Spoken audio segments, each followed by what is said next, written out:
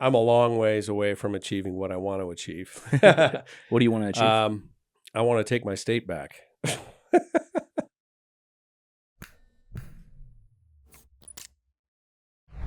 Hey guys, welcome to the Salem Business Journal Podcast. My name is Jesse Pion. I'm your host, and with me I have Ed Diehl, State Representative, House District 17. Yes, sir. Yeah. And we want to take a quick moment to thank our sponsors. Thank you to Hotel Salem and to Collier Law for making this possible. Really appreciate you guys. Thanks for pitching in and helping out. Alrighty, Ed.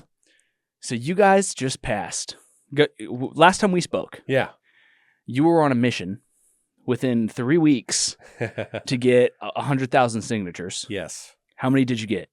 We just submitted on Friday to the Secretary of State 194,000 signatures. Just shy of that. That's a little bit above 100,000. And we're not even a month into this, and we haven't submitted all of them. We will be close to 250,000 signatures when we're all said and done. Holy mackerel. Yeah. We only needed about just over 78,000. But you also need to make sure that because there's going to be the wiggle room of invalid ones or yes. Yeah. There's all sorts of things that can come up. An inactive voter, somebody who's not registered to vote in the state. Yeah. Could be, there could be errors by the signature gatherer on the form that disqualifies it. There's all these things that can happen. So you always want more signatures than you need. Well, 250,000 is a little bit above 75,000. We're in good 78,000. Yeah. We're not going to have a problem getting this certified. Sheesh. And so what does this mean to people? So for people who saw that you've just brought in the almost 200,000 signatures right now, what does that really mean to people? Why are people hopping on board? Yeah. It really went viral. And in a span of just a few days, we had our 100,000, and in a span of about 11 days, we knew we'd exceeded 150. But this whole referendum struck a nerve, and it was really the governor ramming through a tax and fee transportation package that was overwhelmingly opposed by the Oregon people, and she pushed it through anyway on purely partisan lines. Mm-hmm. And then when we said we're going to refer this to voters, she delayed signing the bill. I remember that. Yes, cutting down the days that we had to actually gather signatures. She successfully cut our time frame down in half. We had about 45 days to gather signatures. Now, do you think, to give credit where do you think if we had a Republican governor, they would do the same thing? Do you think, my question is that her just being a tool, or is that just kind of a part of the game? Yeah, I've been asked that, and the way I've responded is, you know what?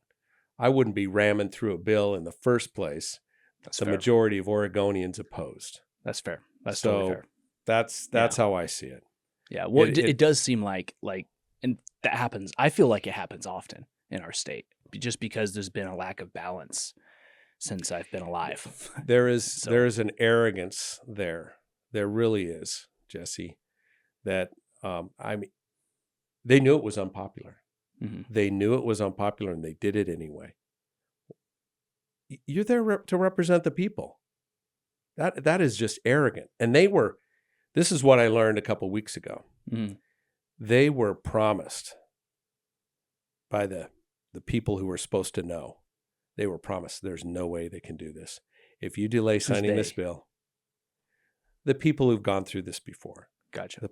The power players, right? Gotcha. So the decision makers within the legislature. Right. The decision makers were guaranteed they won't be able to pull this off, guys. I see. They won't have the money, and they won't have enough time with volunteers. And I'd been told from the beginning that we couldn't do this. Just so you know, I also heard, because I basically, with what I do, I'm basically the king of the rumor mill. I just sit up top. Right. I'm not allowed to say nothing about nobody because I don't do that. But I hear a lot of things of opinions. Everyone's opinion. They feel like I need to know. And just so you know, also, I heard a lot of people on the left and some on the right who were like, man, I don't know if they're going to be able to do this. Yeah. And I responded. I was like, I don't know. I was like, I talked to Ed, and it seems like, and just kind of the feeling. I think there's kind of a feeling right now of we're tired of getting screwed. We're tired of getting jacked around. That's for Yeah. sure. But the people who had, so I'd never gone through a petition thing before. Yeah. I'd signed a few. But the people I talked to that had done this really said, you won't be able to do it. You will not be able to do it with volunteers. It seemed like, well, why not? And I've looked at how these things have been run in the past. They're not organized. No. They're just chaotic. So we just said, we're going to do this differently. And we recruited volunteers, and we built a structure and a system in place and organized them. And when you combine some organization and structure around a really motivated team, you could do great things. And that's exactly what happened.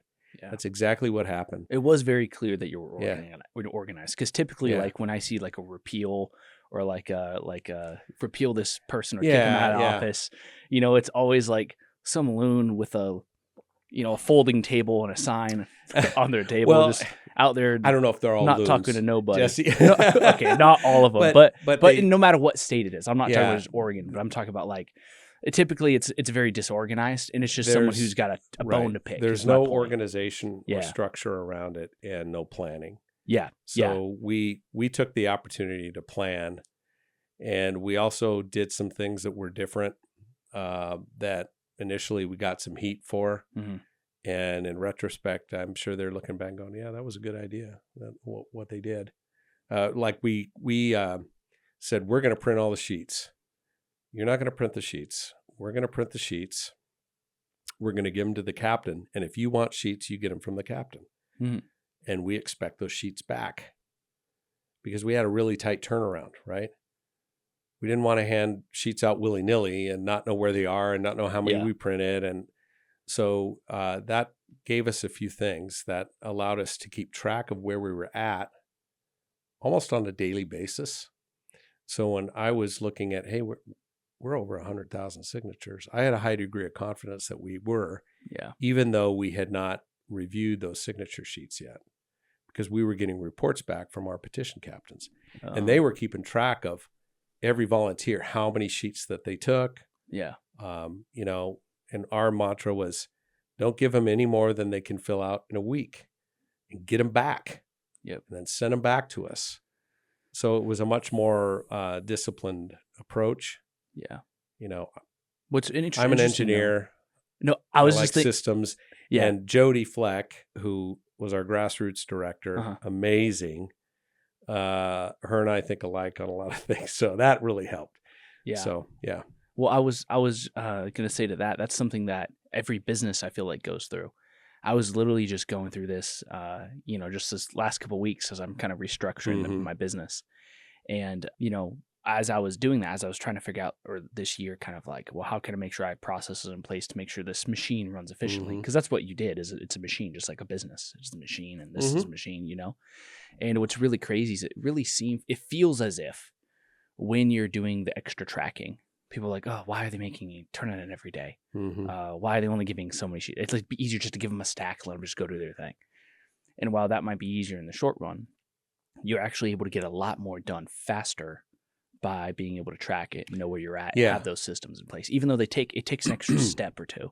You have to do an extra step, but that extra step in the long run saves you so much time. It does. There was a level of accountability. The other thing we did is each captain had a goal for signature count based on the size of their territory and the number of volunteers. Mm-hmm.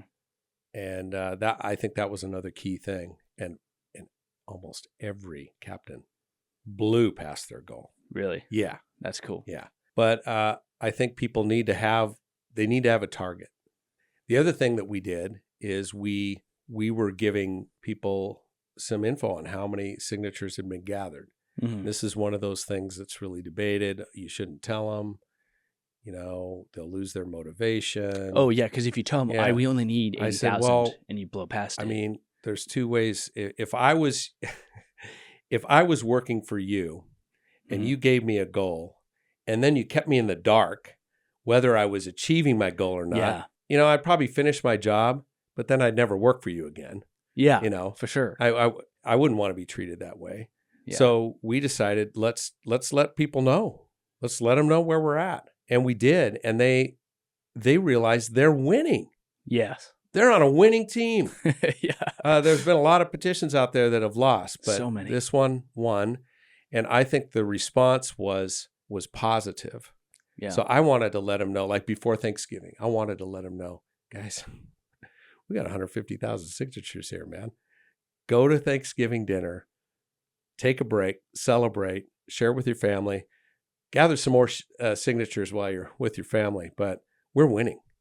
Mm-hmm. And let people know that. Well, and that's such a good feeling because, like you were saying, if you know the goal and when you start seeing your score go up, like whether it's football or basketball, your score is going up, and you see that gap widen and widen, it just feels better and better. You're at 100%. Yeah. We're at 200%, 350%. You know what I mean of the goal, right? And that's such a good feeling for people to be able to be like, man, we're actually what we are doing, right? People are really resonating with, which is really cool. And we did find that some volunteers backed off after we did that, but a lot of them, they were like, "Man, that's awesome! I'm going to keep going." I mean, there's still signups going on this weekend. Well, that will, and I want to hear your thought on this because my thought when I saw you keep going, I was like, I think that gives the people who are signing in makes them more informed for when it comes time to vote come May. Yeah. So I think absolutely. So we reached more people, and it's a statement. We're making a statement to the governor, and the Democrat leadership that people don't like this thing. Yeah, you need to come up with a solution for ODOT that focuses them on mission, aligns priorities to prioritize safety and maintenance first, and doesn't require any more taxes and fees. That's a reasonable thing to ask of the government. And that is what people are saying with this signature drive. And they'll say it with their vote too. So, this is where it's going to get really interesting, Jesse, because the governor and the legislature do need to act to make sure that the money that ODOT has already can be allocated toward maintenance. So that's all we're asking. The governor's saying now, well, we're going to have to sacrifice road safety. That's just bullshit. It is serious BS. If you look at how money's being spent right now within ODOT, and we're spending money on electric car chargers and EV subsidies. We're spending money on a social equity and civil rights office. We have a budgeted $2 billion Rose Quarter project that won't even add a third lane. That's the only stretch of I-5, in my understanding, between Mexico and Canada that goes down to 2 lanes. How in the hell are we going to do a $2 billion project and not even add a third lane? Right, where on that part of I-5. On Rose, Really? But it does do this massive... what's the point It's just a massive urban renewal project with this massive cap over it, where they're going to actually build buildings. There'll be buildings over the road. Yeah. It's like, okay, you're prioritizing that. You're prioritizing restorative justice and a bunch of other stuff and spending $2 billion of combined state and federal money, and you're not even adding a third lane. Yeah, that's crazy. That's crazy. Yeah. It is. Well, if you look at how this if we look at a local level of how stuff like this has been done, right? When I was on the school board for Salem Kaiser back in 2018, and we passed our school bond. Remember that? It was the second largest one to ever pass in the state at the time. We originally the school district came to the people and was like, "Hey, here's what we're going to do," and then there was a lot of pushback. People were like, "Whoa, that does not match with our priorities," and so instead of doing what the state often does and be like, "Well, too bad," and just doing it anyways, we actually took a step back. We took a step back, reanalyzed. Christy Perry and her team, they really just took the time to make sure that we went out to each of the schools in the different regions and really heard and listened to people and school board members. We all went out and listened to people in those areas and said, "Hey," listen to what they wanted, and then changed it according to the feedback, right? But it seems like there wasn't really a whole lot of room for listening to feedback when it comes to. Well, here's the way it works, and it's really cynical. It's like a hostage situation, okay? What? It's a hostage situation. The politicians know that the most important thing to voters and to citizens is safe, well-maintained roads. So when they go and ask for more money, guess what's on the chopping block first? The thing that's most important to you, safe and well-maintained roads. The equity crap, the electric car chargers, the climate justice stuff, that's not on the chopping block because there's no way in the world they could come to you and say, hey, I need to raise your taxes so I can pay for EV chargers. You'd laugh them out of the room. You say, no way. Yeah. So those are prioritized over the thing that's most important to you and the voter. They do it on purpose. It's cynical. I'm an engineer and a business owner. I know I'm a politician now, but it pisses me off. Yeah. And it pisses me off that they took a vote that went against their own constituents. That really got me fired up. And that's why I was willing to work into the night, early mornings on this thing to make this win. And the other thing, our team has tasted victory. I said this the other day. They've tasted victory and they like it. Yeah. It's like, what's next? Yeah. Well, to be fair, what's next? That doesn't happen too often in Oregon. Yeah. So, well, I guess my question to you off of that then is, Ed, what do you think this referendum means for the future bills trying to get passed in Oregon? Do you think that this is going to have much of an impact next year on either local taxes getting passed or on do you think the House and the legislature will be kind of aware of what's going on and maybe lighten the load on the amount of taxes being passed on people? So I think there's two big things. One, this is an opportunity for us to create an ODOT that is accountable. And I think we force the legislators' hands. We have to do it now. Okay, people have spoken. Yeah, but the bigger picture is, this changes the tax landscape for years to come. For years to come.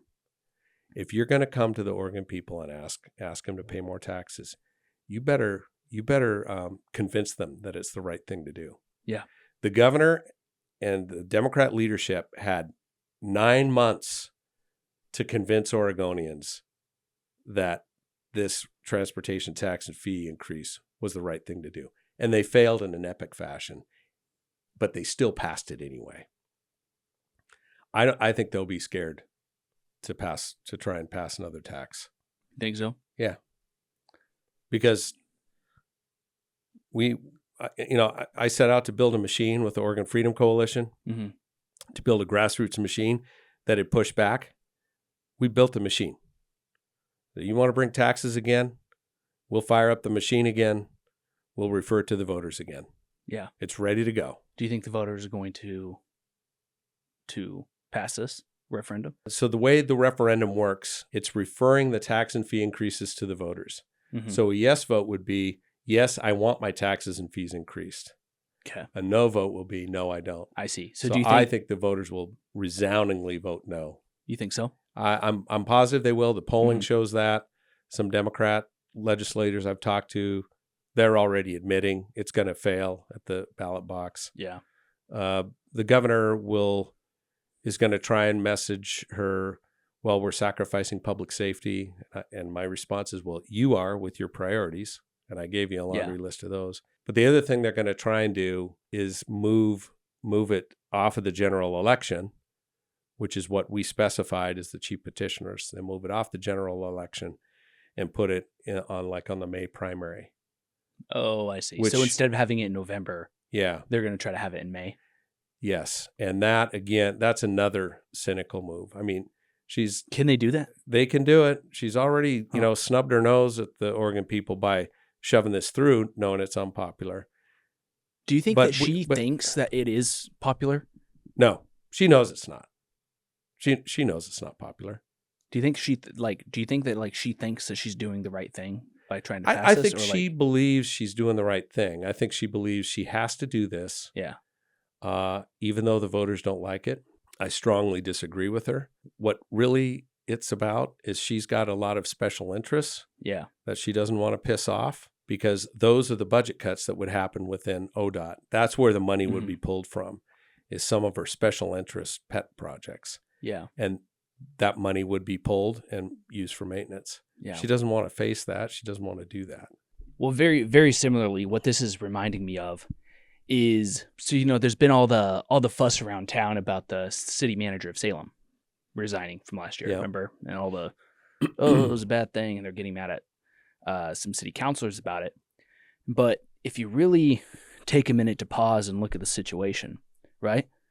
This guy came in, he's like, we're going into deep debt. We're not going to be able to afford anything. We have to pass these new taxes. There's no way around it. We have to pass a new tax. Otherwise, we're going to go broke. Remember, we heard that for over a year. Yeah. We literally elected a new mayor over this, right? And then people get mad at the new mayor for getting rid of the city manager, or for him resigning. For him resigning from his position. And they blame, like, they're getting upset about it. But if you actually look at it, it seems like it's been a very good thing for our city, because the second our new city manager comes in, this lady's a killer. She's awesome. She comes in and somehow magically finds millions of dollars that puts us into a surplus. I heard that we're instead of being at like a negative $28 million, it may have been, I might be wrong on my numbers, but millions and millions of dollars in the deficit. Instead, we're slightly over, and that's within less than a year. Yeah. So we were given a false choice of, you have to pass this tax and there's no way around it. What are we going to do? We're going to cut things. We're going to fire people. We're going to have to do all these massive layoffs and cuts. And then they were trying to get us to act out of fear in order to pass this extra tax they didn't need. When in reality, all it took was a new city manager to come in. She comes in, and within like months, like, she does it and doesn't do it in a partisan way. Like, she's not divisive. Our new city manager, she's been killing it. And it took someone who's good at the job. Right. And it seems like, on that same note, there's probably other bodies of government that could, I believe, probably operate the same way. Well, you bring up a good point. Those city councilors, they're depending on the staff to tell them to lay things out for them so they can make good informed decisions. Yeah. And if you're getting bad information, and it sounds like they may have been, then you're going to get bad decisions. Yes. And so I'll relate that to the legislature. It's the same with us. We depend on good data to make decisions. When I look at ODOT, what I would want to see, before we talk at all about more taxes, I want to know exactly where all the money's going right now. So how would I get that? Well, one way to get that is to do a deep, detailed performance audit. So you look at every fund and every sub-fund, and you look at what money's coming in, what's left over, where's chronic underspending going on, what are the vacancy rates, what programs are in a detailed form, what programs are being funded, where's the money going. That kind of comprehensive performance audit for ODOT, I don't know when it happened. I can't find it. I've talked to some other people who've been in the building longer than me. It's not there. Well, how in the world can we make good informed decisions without that information? Yeah. So that's the first thing. Well, I guess now that I'm, let's talk about that just for a minute, about the fact of getting good data, because it's easier to tie it down to the city level. It's just like, it's easier to talk about how to manage $1 million if you could figure out how to manage 1,000. And so, like, even on our local level, right, if our city councilors are getting the informed decisions that it seems like now we're able to get with our new city manager, like, the decision making coming out of that seems like it's been a lot better. In fact, there's been a lot of the ethics complaints where people were confused about, well, what does this really mean, that are now getting answered.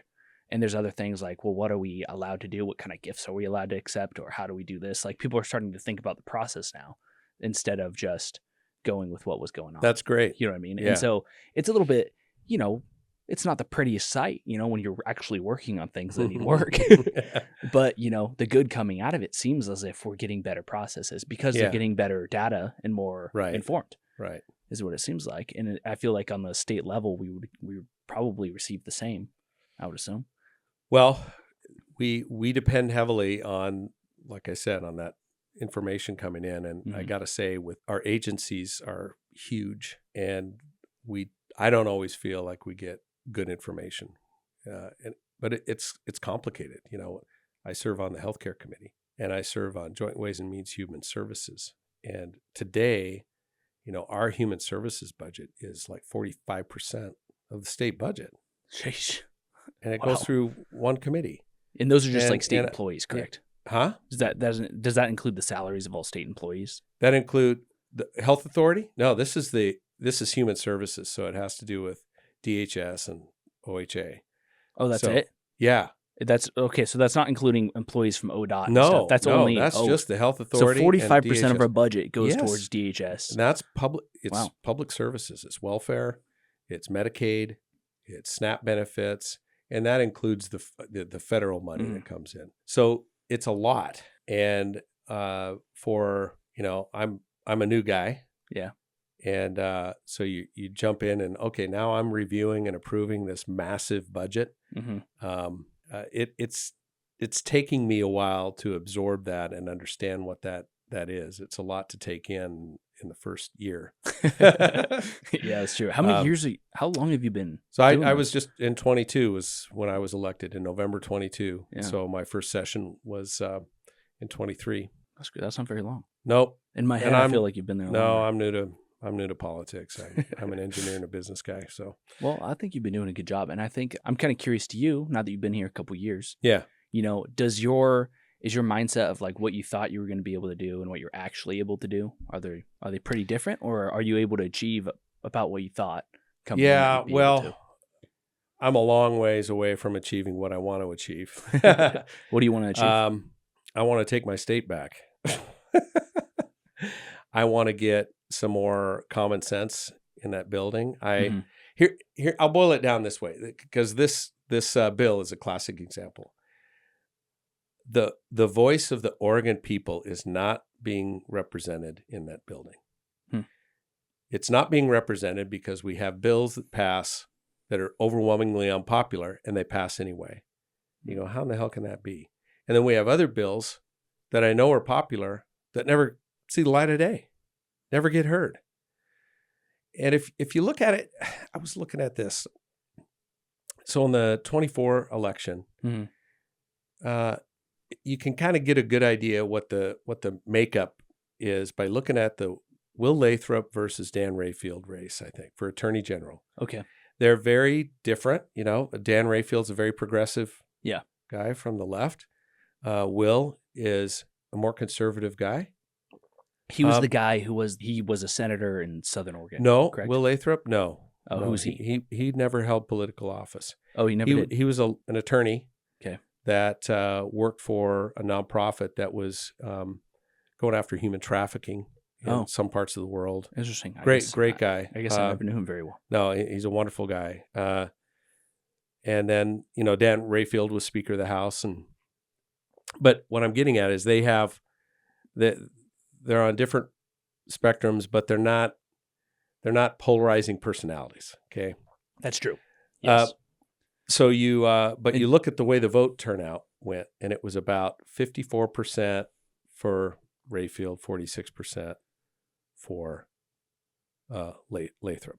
That is actually really interesting because, just my thought on that, right? Because I actually, so we helped host the debate. Well, the Salem Chamber of Commerce hosted the debate, and we helped the Salem Business Journal. We kind of partnered with them on that and try to help, get that stuff set up. And I remembered sitting up there with them as they were talking, and I didn't remember much about personal life because I wasn't as invested, but I cared more about what was the policies and stuff that he's doing, and what do they want for the state. For the state. And I do remember listening to them both speak and thinking they would both be good at the job logistically, whether or not you have your own, just pick, right? At the end of the day, we should all want our state to win. It's like, I'm a Ducks fan, right? But if the Beavers end up making playoffs, I'm also going to root for the Beavers, And so in that same note, I think that both of them, from what I know of them, seem like they're good humans who would be good at the job. And so that's why I'm saying I think what you're saying when you're pointing out the percentages, I think shows that I think is a better representation than a lot of other races would have Well, been. right. And I think it shows that the Oregon people, it's pretty close, actually. It's just a few percentage points different between a more progressive perspective versus a more conservative perspective. But yet, when you look at our congressional representation, 5 out of 6 congressional members are very progressive. Well, that's because of gerrymandering. I know. Did you see and then on the state legislature, Did you it's see not that extreme, but it's still overrepresentation. Yeah. So that was my point, that the legislature makeup doesn't represent the makeup of the Oregon people. I would agree. But I mean, okay, well, let's touch on 2 things real quick. I wasn't even going to bring this up, but I thought it. I think it was the University of Pennsylvania. I want to double check. I want to double check this because we're going to get roasted if not. State grades on gerrymandering. Oh. 2021. There was 2 I states made a joke, that I remembered getting. Oregon governor was going to join Newsom to gerrymander the state, only to realize she'd done it already. Yeah, that's funny. That is actually funny. Okay, so according to Princeton, this is Princeton University. Yeah. I saw another one. I believe that was done by University of Pennsylvania. I'll get that, and we'll talk about that another time. But we got an overall grade of a D. Yeah. By Princeton on their gerrymandering grades, which is not good. No. Now, are we as bad as some other states?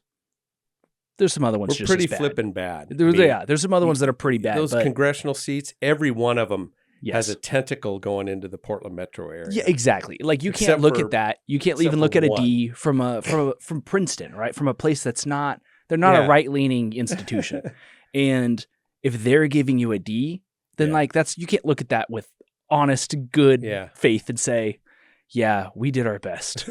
You know? The question is I can't hack it because red states do it too, right? But at the same time, that doesn't mean we need to do that, you know? No. But I do, we have to do redistricting again. 2030, I think, is the year. I want to be in a position to have some control over that. I want fair, more balanced districts.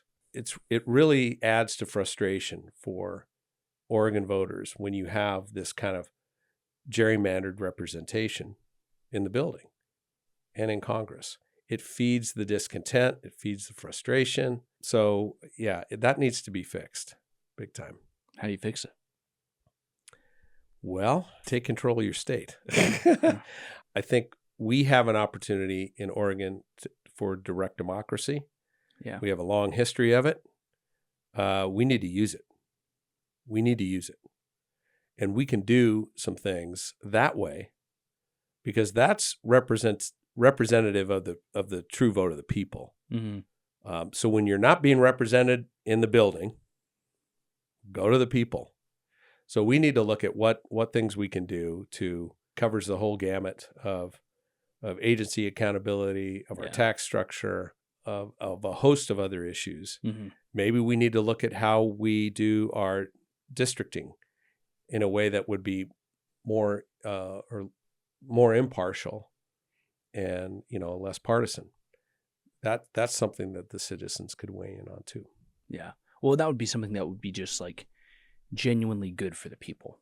Yeah. If that's your goal. If your goal is what's best for the people who live in our state, I mean, I'm a strong believer. The more partisanship we can get out of the decision making of like making the rules, I think would probably be the best. Yeah. So it's like talking about the filibuster on the national level. Like it's kind of annoying when it's blocking something that you want passed, but you're always thankful for it when the other side has it. And both sides are constantly talking about getting rid of it, but nobody has gotten rid of it yet.